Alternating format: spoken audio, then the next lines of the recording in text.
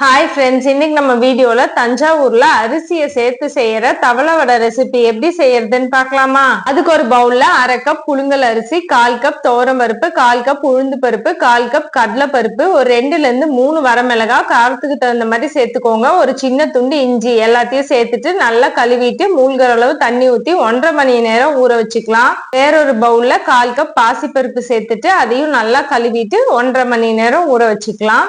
1.5 மணி நேரத்துக்கு அப்புறமா தண்ணி எல்லாத்தையும் வடிச்சிட்டு நம்ம அரிசி பருப்பு எல்லாத்தையும் ஒரு மிக்சி ஜார்ல சேர்த்துட்டு கொரகொரப்பா அரைச்சு எடுத்துக்கலாம். அரைச்ச மாவு கூட ஒரு மீடியம் சைஸ் பெரிய வெங்காயத்தை பொடியா நறுக்கி சேர்த்துக்கலாம். கூடவே ஏற்கனவே ஊற வச்சிருந்த பாசி பருப்பு, பொடியா நறுக்குன கருவேப்பிலை, 1.5 டேபிள் ஸ்பூன் தயிர், 1 டேபிள் ஸ்பூன் நெய், நான் கடலை எண்ணெயில 1 டேபிள் ஸ்பூன் கடுகு தாளிச்சு வச்சிருக்கேன். அதையும் சேர்த்துட்டு தேவையான அளவு உப்பு சேர்த்துட்டு நல்லா கலந்து விட்டுடலாம். நம்ம தாளிச்சு சேர்க்கிற கடுகு இந்த வடைக்கு ஒரு நல்ல பிளேவரை கொடுக்கும். கடாயில எண்ணெய் சூடானதுக்கு அப்புறமா மீடியம் ஹீட்ல வச்சுட்டு வடைய ரொம்ப லேசா தட்டாதீங்க, கொஞ்சம் திக்கா தட்டி சேர்த்துக்கோங்க.